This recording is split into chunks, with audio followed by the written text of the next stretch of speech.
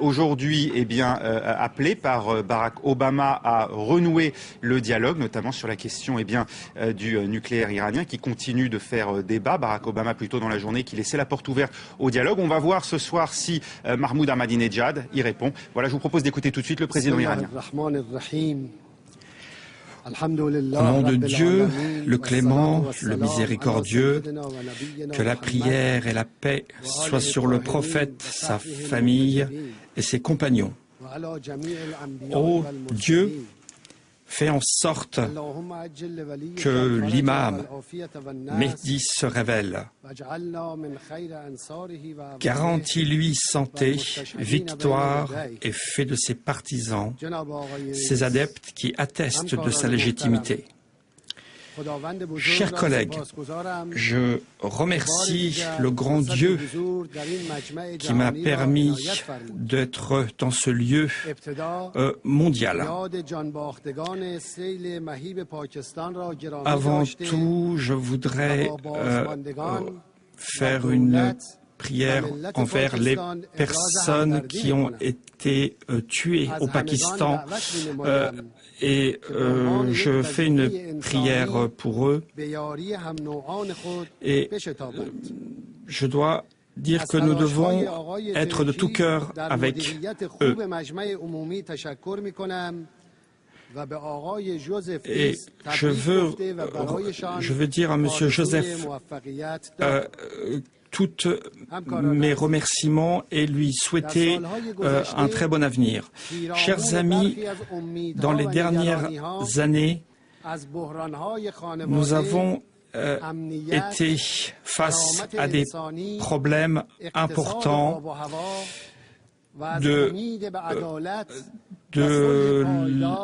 la paix mondiale et de la nature et de la bonne gestion mondiale.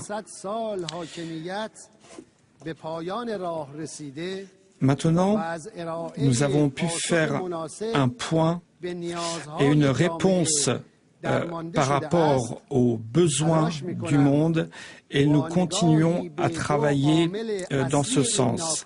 Et on peut détecter deux branches de travaux pour l'avenir. Pour le premier point est le point de l'inquiétude et des croyances.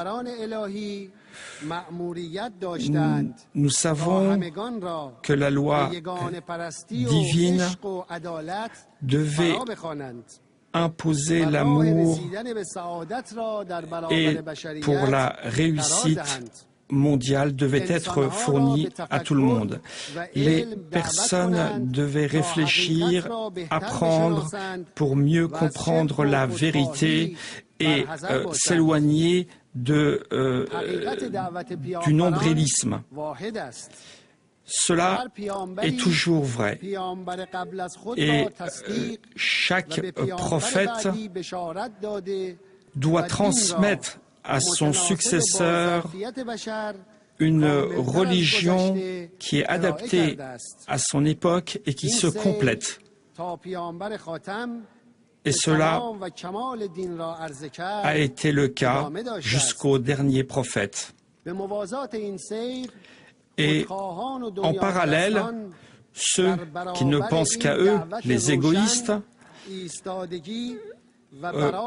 essayent de résister à cette voie divine. Que cela soit le cas de Ibrahim, de Jésus, comme la plupart des personnes se sont prosternées devant ces prophètes. Et dernièrement, après le Moyen-Âge, on a pu voir que les vraies valeurs et les cultures ont été confrontés les uns aux autres par rapport aux pensées et à l'intellect. le rapport de l'homme envers le ciel le met face à ces vrais problèmes. Chaque personne qui respecte et qui souhaite l'égalité, la pureté, la beauté et remplacer Dieu sur terre deviendra quelqu'un de réduit et sa mission pour obtenir une personne le plus satisfait possible. La concentration de la tranquillité personnelle est différent de l'amour mondial et ne pas oublier que la réussite n'a pas lieu en mettant la pression sur les autres personnes. L'équilibre des relations à travers l'amour de la puissance est contraire à l'amour des gens sans tenir compte de leur individualisme. Il ne doit pas y avoir d'oppression d'un peuple sur l'autre. Et la paix mondiale est aujourd'hui entre les mains de quelques peuples. Des millions de peuples ont été dispersés et ont été sous la pression, que ce soit sur les droits ou la culture de certains peuples ont été oppressés. Des terrains ont été conquis et les personnes y habitant ont été sous la pression. La dépendance de certains pays n'ont pas été respectées. La sécurité et l'indépendance a été ravivée vers les peuples. Des poèmes pour la démocratie, pour les droits de l'homme ont permis de réparer quelques blessures profondes. Mais aujourd'hui, non seulement les rêves n'ont pas eu lieu, mais des souvenirs encore plus douloureux ont eu lieu. Les deux guerres mondiales, que ce soit dans la guerre de Vietnam, de l'invasion du Pakistan, de la guerre de l'Irak à l'encontre de l'Iran, de la conquête de l'Afghanistan et des guerres en Afrique, des centaines de milliers de personnes ont été tuées, blessées et sans domicile. Le terrorisme et la production des matières stupéfiantes sont au cœur de ce problème. Les États dictateurs sous la protection de l'Occident et des États-Unis ont fait des crimes impardonnables en créant des armes chimiques, bactériennes ont été produites et le monde est actuellement sous la crainte de ces armements.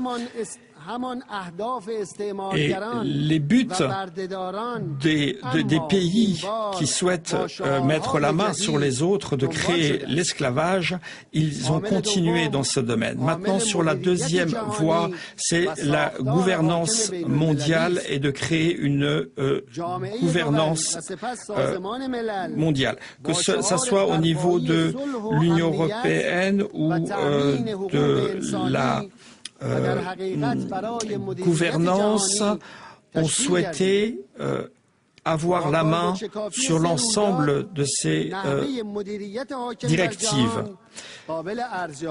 Vouloir gouverner le monde est une erreur, comme on a pu voir pour le 11 septembre, qui a créé une forte sensibilité pendant une dizaine d'années sur l'ensemble de la planète. Quand le bruit de cette attaque sur ces deux tours a fait le tour du monde, cela a créé un écho autour du monde. Et c'est là que le système de la communication a démarré. Et la seule solution qu'ils ont trouvée, c'est de créer une armée qui ont envahi l'Afghanistan. Et l'Afghanistan a été occupé à une vitesse très rapidement. Pendant le 11 septembre, 3000 personnes ont été tuées et nous en sommes tous désolés. Mais en Afghanistan et en Irak, il y a plus de 100 000 personnes qui ont été tuées et plus de personnes ont été blessées. Et toute l'insécurité s'est répandue dans la région. Quand on revient historiquement sur les événements du 11 septembre, il y a 3 points à noter. Le premier point, un groupe de terroristes très puissant qui a pu traverser l'ensemble des systèmes de sécurité américaines a réussi son objectif. Pour le deuxième point, à travers certaines divisions même des États-Unis d'Amérique, et afin de permettre d'avoir une main sur le Moyen-Orient, ils ont pris ce prétexte. Et la majorité des pays croient en cela. Pour le troisième point, cette action a été faite par un groupe terroriste et cette idée comme quoi ce groupe terroriste a été soutenu par un autre pays fait beaucoup d'émules. On a pu trouver plusieurs passeports et une vidéo dans les décombres qui nous a pas permis de déterminer où habitait cette personne, mais il était dit que cette personne était une personne qui avait travaillé dans le pétrole avec les États-Unis. Et on peut actuellement se poser plusieurs questions auxquelles nous n'avons pas trouvé de réponse. Est-ce qu'il n'était pas plus facile de pouvoir faire une enquête par des services indépendants et que de ce fait, après cette étude, pouvoir réfléchir aux différentes actions? 2. Est-ce que les États-Unis ont une bonne réponse en rapport à une action contre des groupes terroristes pour envahir un pays et tuer autant de personnes? 3. Est-ce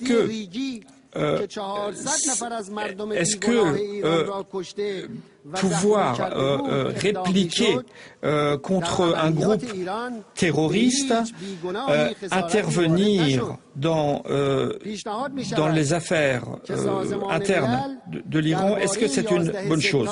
Maintenant, on peut se poser la question, est-ce que il faudrait qu'il y ait un groupe de travail indépendant qui puisse travailler sur ce genre de cas et pouvoir donc se baser sur des faits concrets.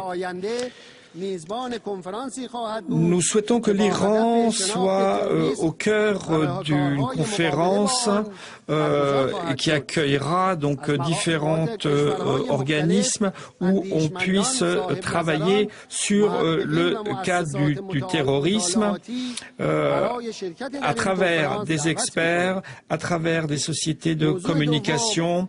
Ils pourront intervenir lors de cette conférence. Un autre point, c'est l'invasion du Pakistan. Ce pays a été occupé pendant 60 ans, privé de droits et de sécurité. Et on peut voir que les occupants sont très bien considérés. Chaque jour, des maisons s'effondrent sur des personnes, sur des enfants, et les personnes sont privées d'eau potable, de médicaments. Les sionistes ont jusqu'à là fait 5 guerres. Ils sont les responsables de 5 guerres. Eux, ils sont responsables de la guerre contre le Liban, où ils ont eu des actions sales et impardonnables, à l'encontre de tous les droits internationaux. Ils sont intervenus sur des bateaux de ravitaillement en les occupant. Et cela continue perpétuellement sur les pays voisins et ils se permettent de tuer des personnes déterminées. Et on peut voir que les personnes qui s'opposent à eux sont sous pression, et on peut voir que même la liberté d'expression en Europe n'a pas lieu envers le sionisme. Toutes les solutions de paix envers la Palestine est perdue d'avance si on ne reconnaît pas l'existence du Pakistan, et je pense que cela n'aurait pas permis d'arriver à ce niveau d'insécurité sur la région. L'ensemble du peuple pakistanais est touché par la pression. Le dernier point, c'est l'énergie nucléaire. L'énergie nucléaire est une énergie propre, offerte par Dieu, et qui permet d'empêcher la pollution que créent les ressources fossiles. Et tous les pays peuvent utiliser cette énergie. Et l'agence doit les aider pour cela. La bombe atomique est la pire arme contre le monde, et il doit être entièrement interdit. Les lois de la non-prolifération a permis de mettre en place ces contrôles. Mais prenez acte, ceux qui possèdent l'arme nucléaire et qui siègent à l'ONU, qu'ont-ils fait? Ils font l'amalgame entre l'énergie nucléaire et la bombe nucléaire, et ils créent une pression sur l'agence pour leur permettre de gérer comme ils le veulent l'obtention et la conservation de leurs armes nucléaires. Les États-Unis a dépensé 80 000 milliards de dollars pour le maintien de ces bombes nucléaires. Ces actions ont abouti non seulement à ne pas réduire la prolifération d'armes nucléaires, mais au contraire a permis son extension à travers le pays du sionisme. Et